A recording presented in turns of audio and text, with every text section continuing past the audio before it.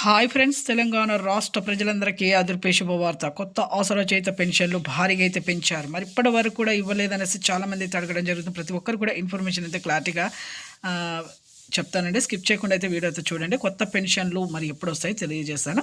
ఇక ప్రతి ఒక్కరు కూడా కొత్త పెన్షన్లు అయితే వచ్చే నెల నుంచి అయితే రాబోతున్నాయండి. వృద్ధులకి, వితంతులకి, ఒంటరి మహిళలకు 4,000, వికలాంగులకు 6,000 రూపాయలు, వితంతులకు అలాగే డయాలసిస్ బీడీ కార్డు 4,000 రూపాయలు అయితే వస్తున్నాయి. ఎంపీసీ లింక్ అయితే చేసుకోవాలి. Phone number, Aadhaar card phone number మీ బ్యాంక్ అకౌంట్కి లింక్ చేసుకోండి. అలాగే ఎంపీసీ లింక్ అయితే చేసుకోవాలండి. ఇక ప్రతి ఒక్కరు కూడా ఇప్పుడు Aadhaar card, ration card fake చూపిస్తున్నారు. సాధారణ ఫేక్ చూపిస్తే డబుల్ పెన్షన్ తీసుకుంటున్నారు.